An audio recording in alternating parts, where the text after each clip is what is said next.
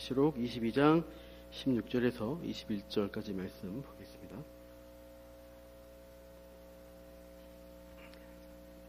제가 한 절, 여러분이 한 절 교독합니다. 나 예수는 교회들을 위하여 내 사자를 보내어 이것들을 너희에게 증언하게 하였노라. 나는 다윗의 뿌리요 자손이니 곧 광명한 새벽별이라 하시더라. 오라 하시도다. 듣는 자도 오라 할 것이요 목마른 자도 올 것이요 또 원하는 자는 값없이 생명수를 받으라 하시더라.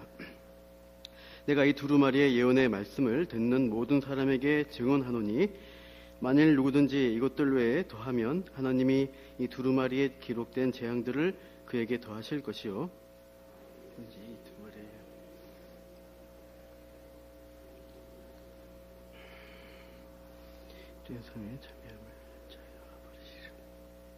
이것들을 증언하시니가 이르시되 내가 진실로 속히 오리라 하시거늘 아멘. 주 예수여 오시옵소서.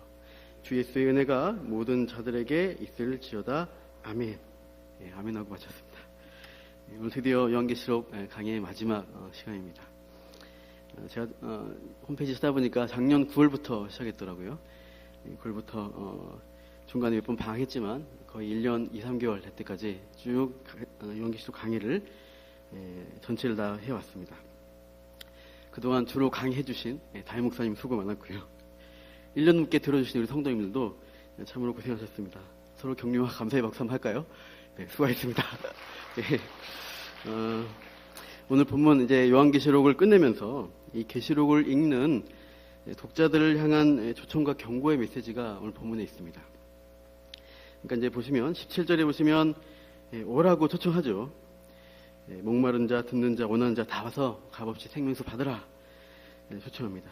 그리고 18절, 19절 보시면 그 기록된 말씀을 더하거나 제하면 받게 될 재앙에 대해서 말씀하시면서 예언의 말씀 함부로 하지 말라는 경고를 하고 있습니다.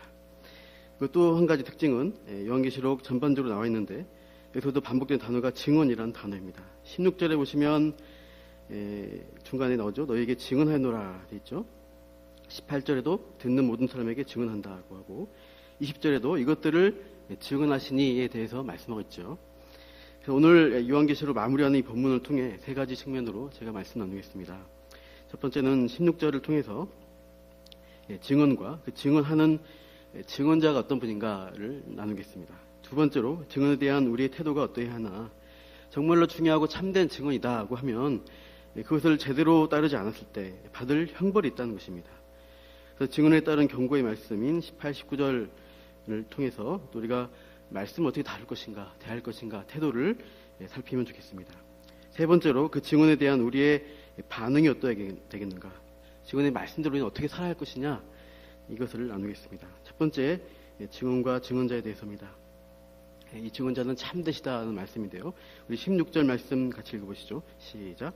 나 예수는 교회들을 위하여 내 사자를 보내어 이것들을 너희에게 증언하게 하였노라.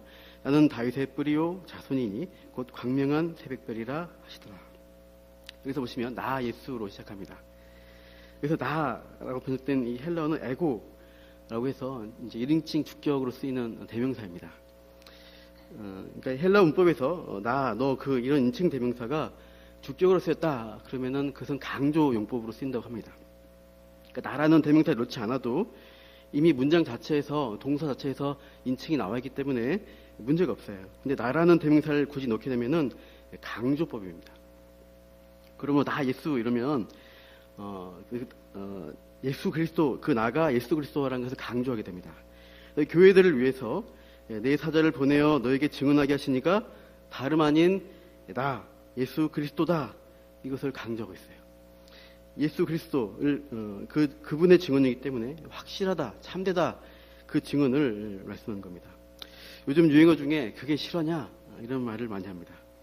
어떤 일이 일어났는데 그거 진짜 맞냐, 이제 그러냐, 이게 질문하는 형식인데, 오늘 이 교육 뉴스를 제가 뒤져보니까 경기도 모 고등학교에서 토론 수업에 그거 실화냐 이 유행어 가지고 논란이 일어났다고 해요. 자주 쓰는 욕설에 대한 조별 수업을 하는데 그거 실화냐가 욕설이냐 아니냐 이거 가지고 이제 논쟁이 된 거예요. 결론은 욕설이다로 들어갔답니다. 왜 그러냐? 그러니까 애들이 이렇게 쓴다는 거죠. 그 애가 상을 받았다고 그거 실화냐? 이러면 그 숨은 의도가 뭐냐면 그 공부 못한 애다. 걔가 어떻게 받을 수 있겠냐. 이렇게 상대방을 깎아내리는 의도로 그거 싫어하냐? 이렇게 물어본대요. 그러니까 직접적으로 욕하는 건 아닌데 상대방을 비하하는 용도로 쓰기 때문에 이제 자자자 의미로 욕설로 놓고 이제 자자자 결론 내린 것이죠. 아이들이 착합니다. 물론 잘 모르는 사람은 그거 싫어냐? 좋은 말로 쓸 수 있습니다. 그러나 그거 싫어냐? 이 유행어는 우리 시대 거짓과 과장이 난무하는 그런 상황에 대한 반증 아닐까 생각 들어요. 여러 가지 정보가 넘쳐나고 SNS에 많은 이야기들이 돕니다. 토크쇼를 봐도 여러 가지 이야기를 이렇게 자극을 주려고 남발하고 있잖아요. 어디까지 사실일까 의구심이 듭니다. 이 넘쳐나는 정보와 이야기 가운데 주목받기 위해서 흔히 이제 관종이라는 사람들이 나타나요. 관심 종자라고 하고요. 관심 받기 위해서 안달난 사람들을 관종이라 하더라고요. 그러니까 그런 사람들이 자꾸 이제 거짓을 퍼뜨리게 되죠. 그러니까 세상이 뭐가 진짜냐, 뭐가 실화냐 이럴 때 우리의 대답은 뭡니까? 우리는 진실은 이 성경에 있다. 이 성경이 담겨 있다라고 우리는 외치는 것이죠. 물론 이런 말 하면 세상 사람들은 니들 기독교는 너무 진부하다. 아직도 무식한 소리 한다. 이런 핀잔을 듣게 됩니다. 그러나 우리는 성경이 진리다. 마지막 주님 오실 때까지 이것을 증거해야 할 줄로 믿습니다. 성경은 인류 역사의 진실을 증거하는 유일한 책입니다. 성경이 인간의 눈으로 보거나 증명할 수 없는 그 진실을 말씀하고 있어요. 어떤 인간이 하나님이 천지를 창조하시는 그 현장을 목격할 수나 있겠습니까? 빛이 창조되고 지구가 창조되고 땅과 바다가 만들어지고 식물이 돋아나고 새와 물고기 온갖 동물이 창조된 장면을 누가 볼 수 있겠습니까? 또 어느 누가 인류 역사 전체의 흐름 보고 분명한 관점으로 그것을 평가할 수 있겠습니까? 온갖 국가의 흥망성쇠 가운데 여러 가지 일들이 있습니다. 그런데 그 의미와 교훈을 제대로 평가할 사람이 어떤 사람이 되겠습니까? 제가 어제 뉴스를 보니까 10년 전에 이 경남 김해에서 세계 최대 크기의 고인돌이 발굴됐었답니다. 길이가 10m고 높이가 3.5m, 무게만 350톤으로 추정하고 있는 진짜 초거대 고인돌을 이제 발굴했대요. 그런데 이제 너무나 이 발굴한 비용이 너무 클 것 같아서 그냥 다시 묻었답니다. 그리고 계속 민원이 들어오니까 이제 김해시에서 내년도부터 다시 발굴하겠다라고 이제 했다는 뉴스가 어제 나온 것인데요. 전 세계 고인돌이 6만 개가 있는데 우리나라에만 거의 4만 개 가까이 있다고 합니다. 그래서 그 군집을 이루고 있는 것이 전라도 고창, 또 하순, 또 이제 강화도에 있다고 하는데요. 저도 이제 전남에 좀 많다고 하는데, 저도 여수에 살 때 어렸을 적에 어느 바위에서 놀다 보니까 그 사람이 그게 고인돌이다 막 얘기해 주는 거예요.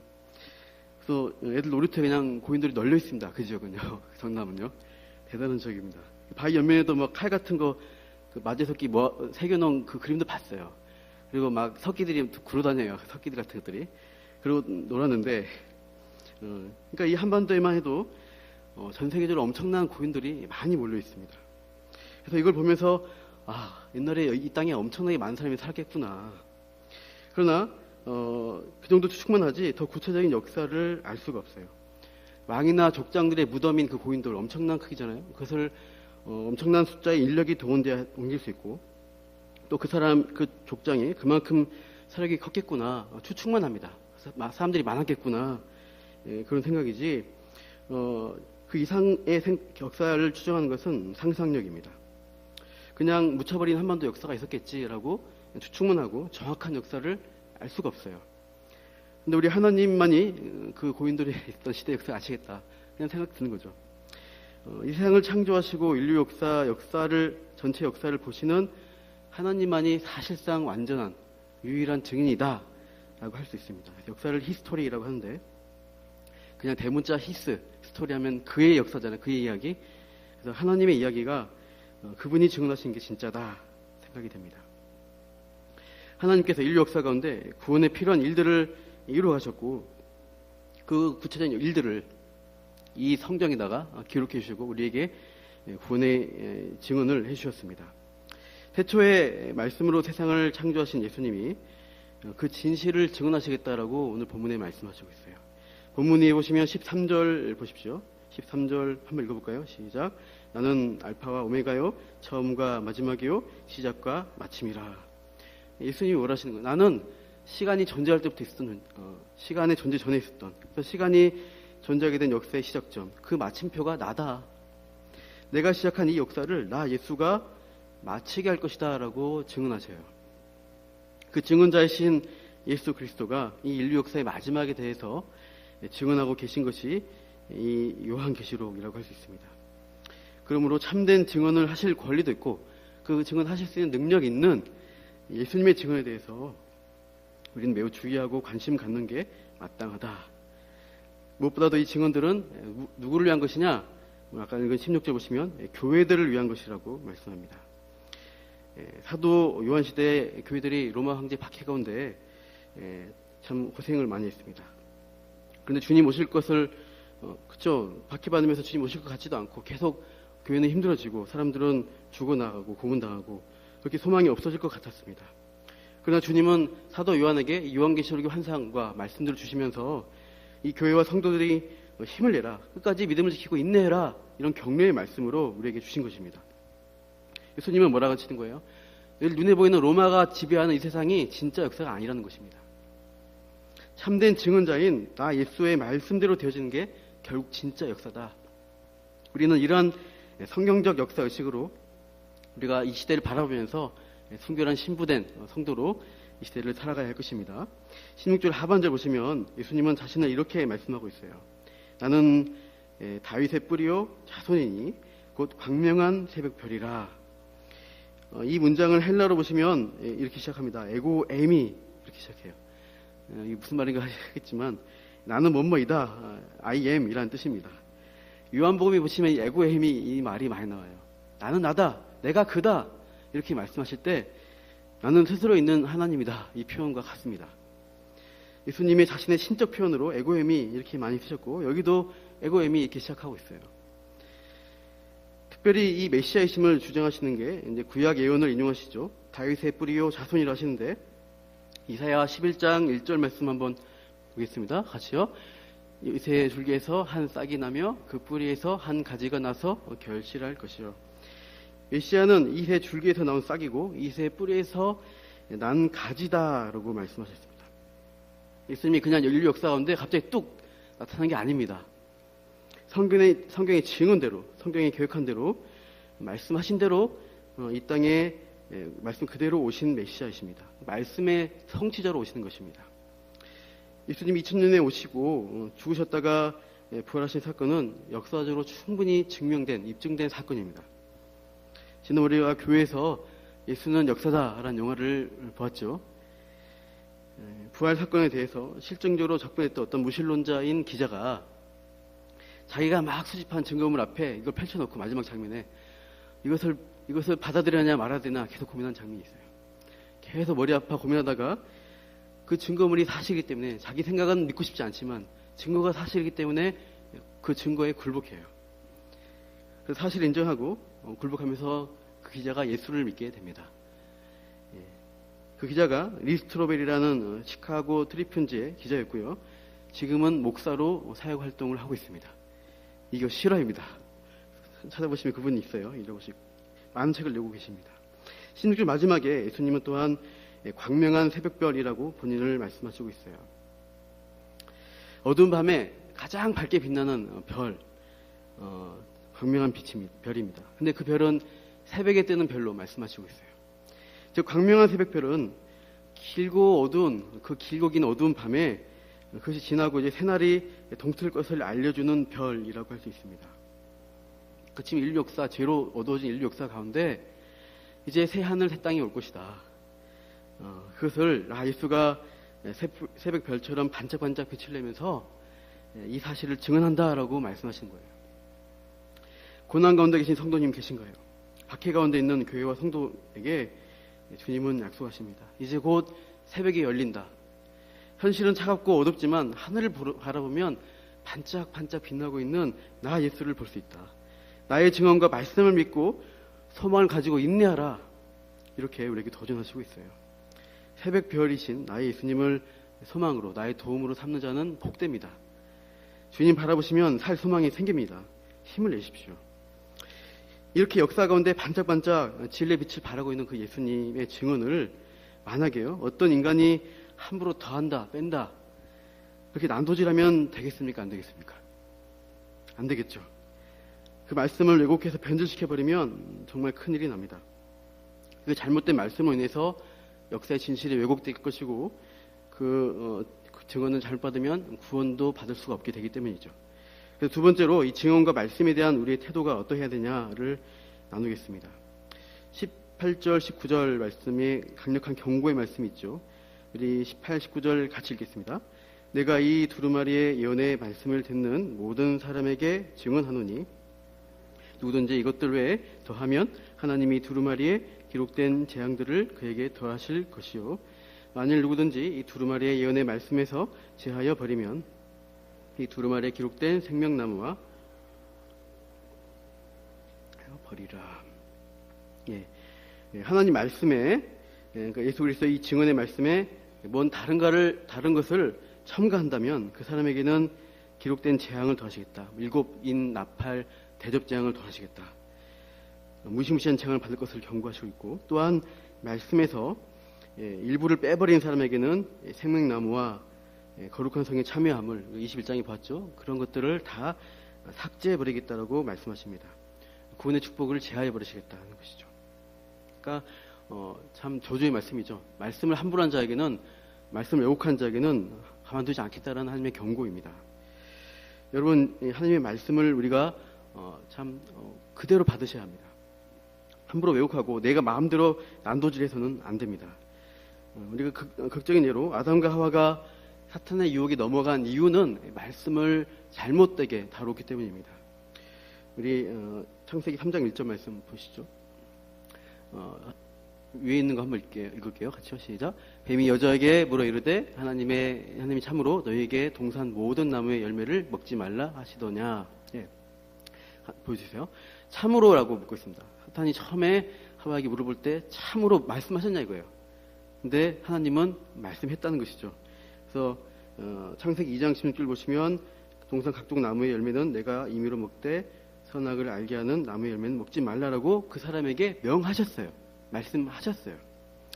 다시 이제 앞에 말씀 보시세요. PPT에. 두 번째 거 보시면 빨간색이 밑에 있죠. 또 참으로란 말 뒤에 보시면 동산 모든 나무의 열매를 먹지 말라 하셨냐 이렇게 물어봐요. 이것은 무엇입니까? 뒤에 말씀 보여주세요. 그죠? 하나님은 뭐라 하셨냐면 동산 각종 나무의 열매는 내가 마음대로 임의로 먹을 수 있다라고 말씀하셨습니다. 근데 그 말씀을 사탄은 이 뱀은 먹지 말라라는 부정적인 명령으로 바꾸어서 유혹을 하고 있습니다. 그러니까 이 여자의 반응이 어떻게 됩니까? 3장 2절 보시면 여자가 이렇게 하죠. 가로친 거 읽지 마시고 읽을게요. 시작. 여자가 뱀에게 말하되 나무의 열매를 우리가 먹을 수 있으나 여기까지요. 동산 나무의 열매라고 말합니다. 먹을 수 있다. 근데 중간에 하나님이 아까 각종 나무, 모든 나무의 열매를 먹을 수 있다는 말씀을 뺐어요. 말씀을 삭제했죠. 그래서 하나님의 풍성하심, 마음껏 먹을 수 있다는 풍성하심을 제한하고 있습니다. 두 번째 3장 3절 보시면 같이 읽어볼게요. 동산 중앙에 있는 나무의 열매는 너희는 먹지도 말고 만지도 말라. 여기 보시면 먹지도 말고 만지지도 말라. 먹지 말라는 있어요. 근데 만지지도 말라는 말이 추가됐죠. 없던 말이 들어갔어요. 만지지도 말라면서 하나님이 정말 만져도 되는 거죠. 사실은 먹지만 않으면 되니까. 만지지도 말라는 것을 넣으면서 하나님이 어떻게 느껴집니까? 하나님 명령이 너무 억압적이다, 강압적이다 이런 느낌을 받게 하는 거예요. 하나님의 선하심에 대해서 그 하나님의 풍성하심을 제한하고 하나님의 그러한 어떤 성품에 대해서 너무 제한한다, 우리를 너무 억압한다 이런 느낌을 갖도록 하나님의 성품과 말씀을 왜곡하고 있습니다. 그렇게 되니까 사탄은 어떻게 말씀 도전합니까? 4절 보십시오. 같이요. 뱀이 여자에게 이르되 너희가 결코 죽지 아니하리라. 결코 죽는다, 반드시 죽는다 이 말씀을 결코 죽지 않는다 이렇게 완전히 반대로 뒤집습니다. 내가 먹날에는 반드시 죽으리라 이 말씀을 완전히 바꿔버려요. 우리가 하나님 말씀을 대할 때 조금이라도 가감하고 더하고 삭제하고 더하고 이렇게 됨으로써 결국은 어떻게 돼요? 말씀의 반대 자리까지 가서 넘어지게 됩니다. 아담과 하와가 그렇게 넘어진 것입니다. 우리가 예수님의 증언의 말씀, 성경의 말씀을 대할 때 가감하지 마시고 그대로 받으시고 이 말씀에 순종하겠습니다. 내가 왜곡하고 내 좋은 대로만 좋은 말씀을 받는 것이 아니라 말씀 전체의 의미들을 우리가 깊이 있게 받아들여야 합니다. 그럼 우리는 이 참된 증언자이신 예수 그리스도의 말씀을 경홀히 하지 마십시오. 매우 소중히 여기시고 잘 듣고 순종해야 합니다. 이 말씀이 무슨 뜻인지 알아야겠죠. 그러니까 이 생명 주시는 말씀을 어떻게 해야 돼요? 부지런히 배워야 되고 또 연구해야 되고 또 공부해야 됩니다. 그리고 이것을 순종하고 실천해서 내가 삶에서 이 말씀에 열매 맺겠다. 이렇게 말씀과 더불어 사셔야 돼요. 그래서 여러 가지 성경 공부, 구역 모임 나눔하고 하잖아요. 에휴, 나는 못해. 하지 마시고 참회해서 공부하시고 말씀을 깊이 아십시오. 이거 얼마나 중요한지. 이 하와처럼 넘어지지 않으려면 말씀 앞에 잘 서시기를 축원합니다. 세 번째로요, 이 말씀을 들은 우리가 어떻게 살아야 할 것인가, 어떻게 반응해야 할 것인가. 우리 17절 말씀 같이 읽겠습니다. 시작. 성령과 신부가 귀를 오라 하시는도다.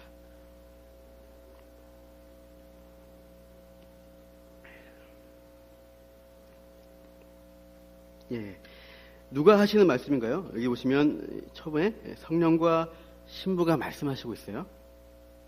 여기서 신부는 우리 21장 이미 앞에서 본 대로 그리스도의 신부된 교회라고 할 수 있습니다. 하늘에서 단장한 처녀의 모습으로 여자의 모습으로 내려오잖아요. 완성된 교회의 모습으로 단장한 신부로 묘사되는 마지막 때 교회입니다.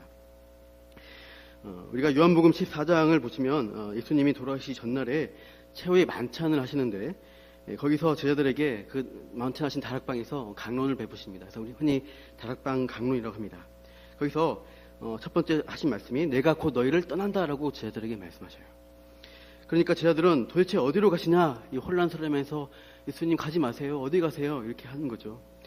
그러나 내가 곧 너희를 떠난다 하시면서 떠나야만 한다라고 말씀하시는데 그러면서 너희를 고와 같이 버려두지 않겠다라고 위로하십니다.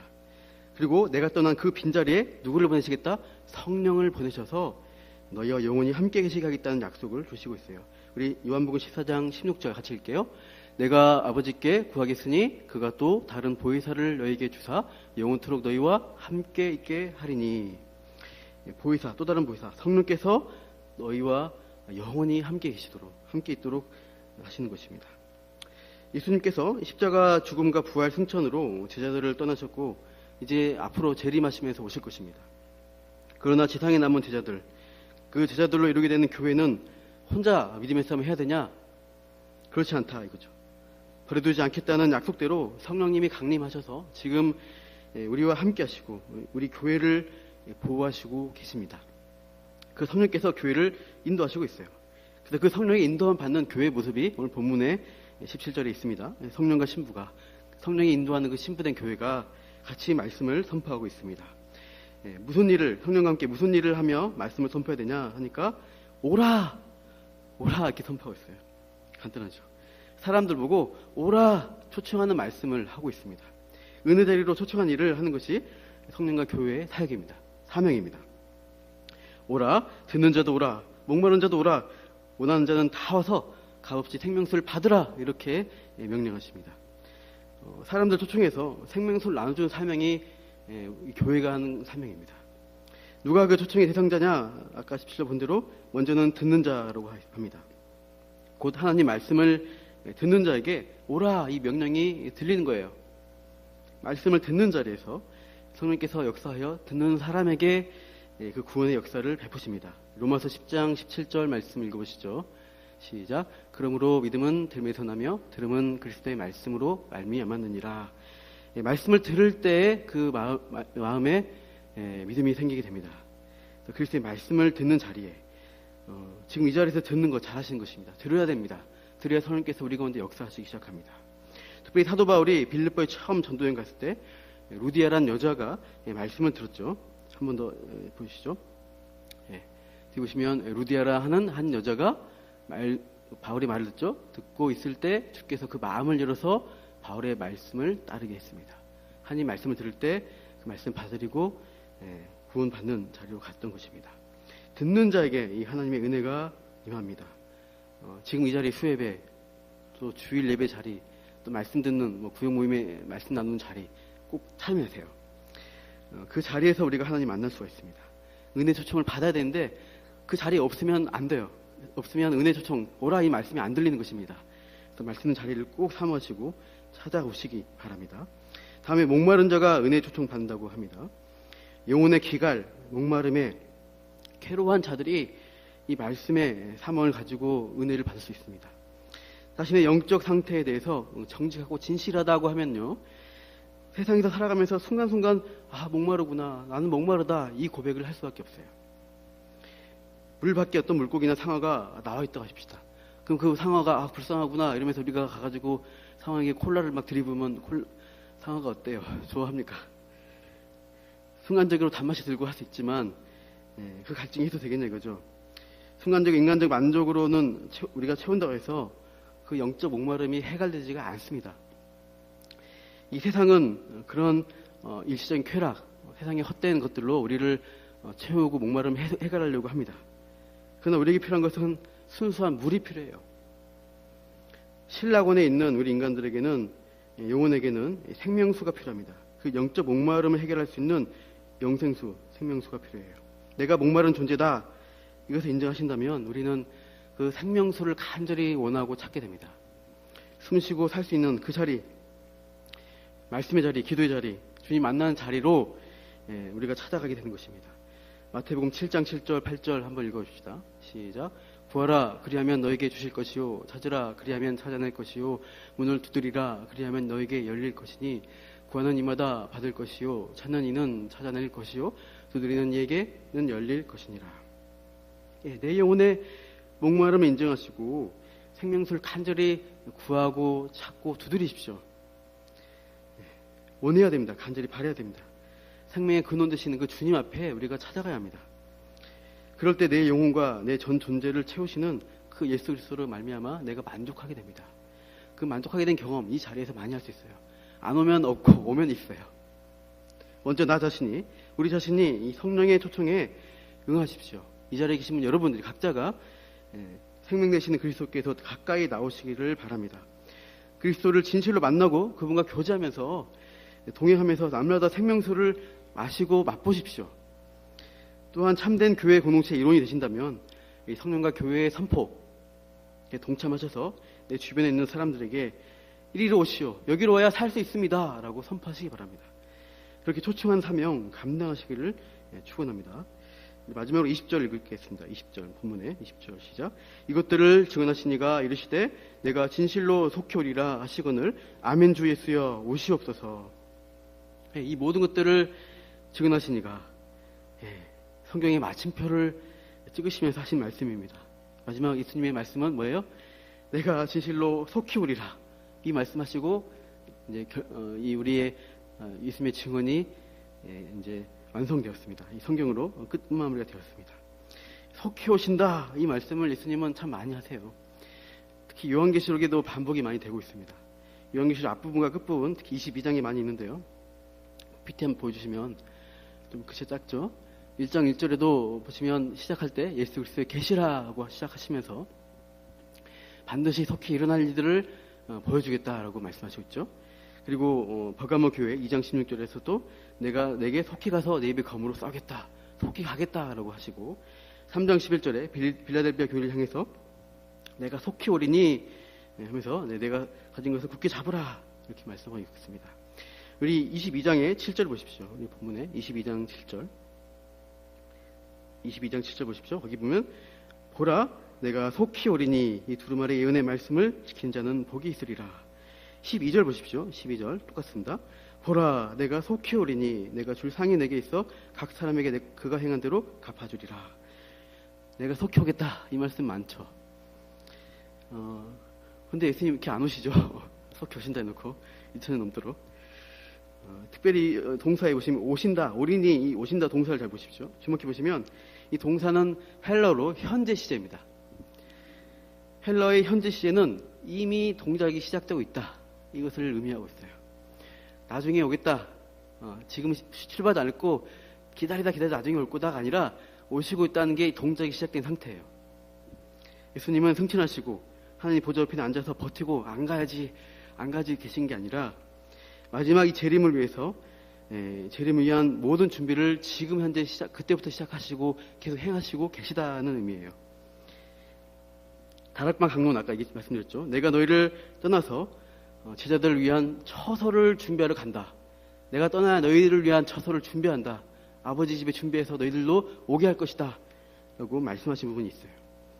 떠나서 내가 가만히 있는 게 아니라 너희들의 처소를 준비한다. 나 일하고 있다. 이렇게 말씀하시면서 떠나가신 것입니다. 주님은 지금도 저 천상의 보좌편에 통치자로 계시면서 지금도 우리를 신부로 맞이하기 위해서 계속해서 일하시고 있고 준비하고 계십니다. 주님은 첫 번째 오심으로 하나님 나라를 시작하셨습니다. 회개하라, 천국이 가까웠다. 그렇게 말씀하시면서 천국의 시작을, 하나님 나라의 시작을 선포하셨습니다. 그러나 또 재림하실 때 어떻게 하셔요? 그때는 오리라 하시면서 올 때는 뭐예요? 완성된 하나님 나라의 도래를 이끌어 오실 것입니다. 그 완성의 때를 위해서 주님은 지금도 온 세상에 이 구원의 일들을 지금도 행하시고 있고 이 교회 구원받은 성도의 충만한 수가 차이까지 쉬지 않고 일하시고 계신 것입니다. 그리고 이미 그 하나님 나라와 함께 주님은 오시고 계셔요. 우리는 예수님 앞에, 그 속히 오리라 하시는 예수님 앞에 어떻게 반응해야 할까요? 속히 오시기를 구하는 기도를 하면서 이 땅에서 하나님 나라의 사명을 확장하는 사명을 우리가 감당해야 합니다. 20절 뒤에 보시면 뭐라고 반응합니까? 내가 진실로 속히 오리라 이렇게 말씀하시니까 성도들의 반응이 뭐예요? 아멘. 이 부분 같이 읽어보시죠. 시작. 아멘 주 예수여 오시옵소서. 아멘 주 예수여 오시옵소서. 초대교회 성도들의 신앙 고백은 이 주 예수여 오시옵소서 이 표현을 아람으로 고백했습니다. 따라해 보시죠. 마라나타. 주 예수여 오시옵소서. 아멘 마라나타 이렇게 부르면서 그들은 고난과 또 지하 카타콤에서 신앙생활 하면서 숨어 지내면서 주 예수여 오시옵소서라고 신앙 고백하며 복음 전파의 사명을 감당했던 것입니다. 이 시대를 살아가는 우리 또한 이 요한계시록의 신앙을 우리도 그대로 이어받아서 마라나타 아멘 주 예수여 어서 오시옵소서 하면서 이 시대에 복음을 전하고 그 주님이 선포하신 그 증언자 되신 주님이 참되신 증언자시다. 그 주님의 증언 우리가 함부로 될 것이 아니라 철저히 지키고 순복하고 그 말씀대로 우리가 받아들이고 배우고 살아들여서 이 시대의 이 복음 참된 복음의 생명관 복음을 전하는 이 시대 교회의 사명 또 성도의 사명을 감당하시기를 축원합니다.